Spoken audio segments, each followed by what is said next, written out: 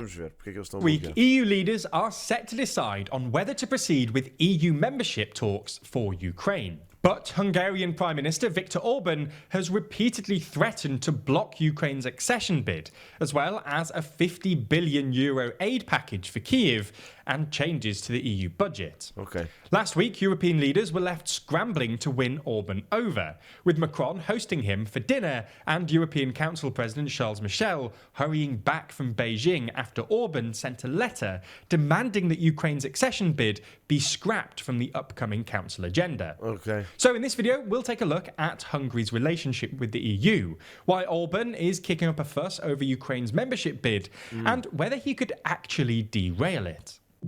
Ok. Ok. Before we start, if you haven't already, please consider subscribing and ringing the bell to stay in the loop and be notified when we release new videos. Firstly, let's have a look at Hungary's relationship with the EU. Orban's right-wing nationalist Fidesz party has clashed with Brussels on a range of issues since it came to power in 2010, notably over democratic rights and alleged corruption. After the EU ruled that Hungary was no longer a full democracy in 2021, Orban accused the bloc of Hungarophobia. Mano, pera lá, mas ele está no poder desde 2010. And even called for the dissolution of the European Parliament. His government sees the EU as trying to impose its will on other countries, and last month it submitted a bill to the European Parliament on protecting national sovereignty to defend against what it called undue political interference by foreign groups. Mas imagina, isso é o conceito da EU. A União Europeia serve exatamente para isso, é um governo europeu. É lógico que vai interferir nos assuntos dos países membros. É certo. Se ele não quer, ele que saia. Como o Reino Unido. The biggest point of tension in the Hungary-EU relationship at the moment is over structural funds, which the EU are currently withholding from Hungary. Structural funds are basically the money the EU gives member states to support social and economic development, and they usually account for over a third of the overall budget. Last December, the EU withheld €22 billion due to Hungary over concerns regarding the rule of law, corruption and the misuse of previous funds by Orban's government, specifically EU agricultural subsidies. Another issue behind strained Hungary-EU relations is Hungary's close relationship with Russia. Orban has tried to curry favour with President Putin. Credo, Tiago, obrigado pelos 3 meses, man. Thanks, man. Obrigadíssimo. Obrigado. Thank you very much. Já se percebeu aqui a cena. Muito obrigado, man. Sabe porque é que a malta de extrema-direita gosta tanto do Putin? É um bocado estranho.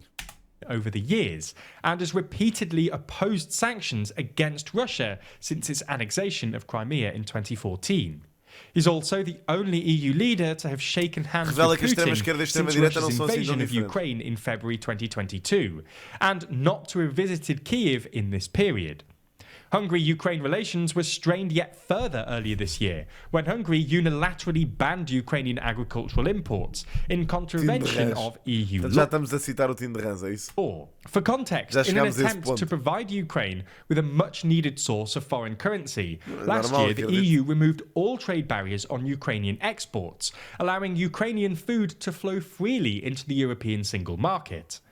This didn't go down well with you. Ganda Marco, obrigado pelos 5 meses, mano. Thanks, man. Só dei risa por causa do saldo. Então está a resultar. Ganda Marco, obrigado. Obrigadíssimo, man. Muito obrigado. Ukraine's neighbours, who felt their farmers were being undercut by super cheap Ukrainian imports. And in September, Hungary, Poland and Slovakia all unilaterally blocked Ukrainian agricultural imports, sparking a row with both the EU and Ukraine. Ok. Portanto, está aqui uma cena política muito mais complexa do que aquilo que eu achei. Anyway, you get the idea. Hungary has testy relations with both Ukraine and the EU, so it didn't come as a total surprise when, a month or so ago, Orban began signalling that he didn't want to let Ukraine into the EU and would veto Ukraine's accession.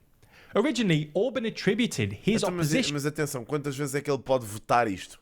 To Ukraine's accession to cultural disputes over Ukraine's Hungarian minority. Roughly 70,000 ethnic Hungarians who mostly live in Ukraine's southwestern region of Zakarpattia. Orban has long criticised Ukraine for a state education law passed in 2017 that restricted the use of minority languages in secondary education.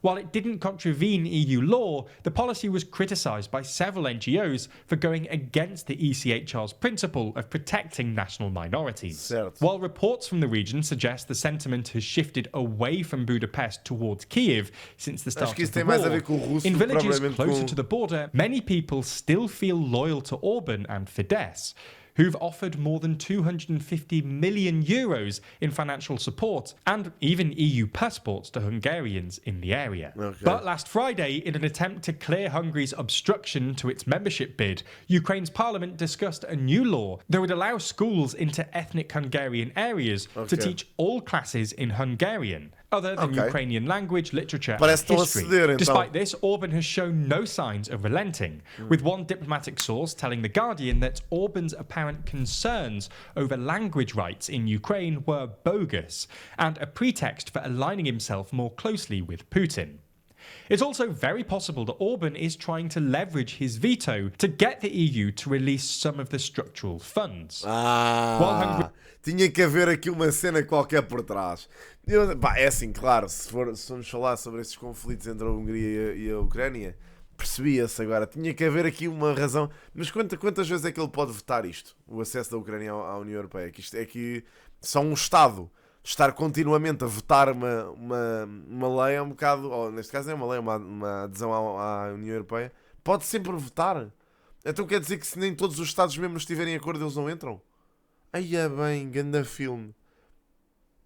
Até o que é que... Ok, é preciso unanimidade. Então o que é que pode acontecer neste cenário? A Hungria sair? O que é que pode acontecer? É que isso é obviously incrível. Denies this. The Commission is reportedly considering... A Grécia está sempre a vetar a Turquia. E a Turquia quer entrar na União Europeia, é isso? E a Grécia está sempre a vetar. Ok. Porquê é que a Grécia está sempre a vetar a Turquia? Porque são vizinhos, é isso? Nem são, na realidade. Porquê que a Grécia está sempre a votar a Turquia? 10 billion euros to try and warm Orban up. But critics have urged against this, saying the Hungarian government hasn't fulfilled its judicial reform obligations. Okay. They say unfreezing the money now would be an effort to appease Orban before the discussion of Ukraine's EU candidacy, and would set a risky precedent that would encourage misbehaving member states to leverage their vetoes to extract concessions from the EU. And ultimately weaken EU cohesion. So we've looked at a few reasons why Hungary wants to oppose Ukraine's EU membership bid. But can Orban's government actually derail it? Well, the short answer is yes, for the simple reason that accession requires unanimity amongst existing EU members. So Hungary has an effective veto. In theory, the EU could use its Article 7 procedure, sometimes referred to as the nuclear option, which gives the bloc the power to suspend a member country's right to vote. Bem. Então, mas se eles não fizeram isto com a Grécia, também não podem fazer isto com a Hungria, meu. Isso é muito difícil. Nem sei, olha, afinal há uma... mas assim a Hungria sai imediatamente da União Europeia. Se eles fizerem isto é muito mau. Isto é muito complicado. Não podem ser expulsos, mas é aquilo que se está aqui a discutir. Se eles vetarem continuamente e se a União Europeia decidir usar este artigo 7, vai ficar tenso. Vai ficar tenso de certeza, pá. But invoking Article 7 requires unanimity amongst the other members, which definitely isn't guaranteed and could end up exacerbating EU-Hungary tensions in the long term. This is why, despite a series of long-running issues with Hungary, the EU has refrained from resorting to Article 7 in the past. This episode will probably restart the EU's internal conversation about reforming its voting processes. At the moment, lots of EU decisions require unanimity, and this makes it hard for the EU to act on controversial issues, even if they're pressing. In effect, unanimity means that the EU struggles to make significant changes to policy. And while that wasn't a big issue during the 2000s or 2010s, in today's rapidly changing political landscape, it just makes the EU look a bit slow. Unanimity also gives individual member states a lot of power because they have an effective veto. Yeah. In practice, this means that countries like Hungary can exercise significant influence on overall EU policy, even though they represent very much a minority opinion within the bloc on issues such as Ukraine. Mm-hmm. This is why certain European countries, most notably France, have been advocating for the EU to move away from unanimity, especially before admitting new members. And this recent episode with Hungary will probably only exacerbate that anxiety. Okay. There are over 1.5 million non-profit organisations in the US and millions more around the world. So how do you know which ones make the biggest impact with your donations? GiveWell was founded to help donors with that. We sold as you can have .org. Ou seja, isto já nem tem nada a ver com o vídeo, isto já é um anúncio.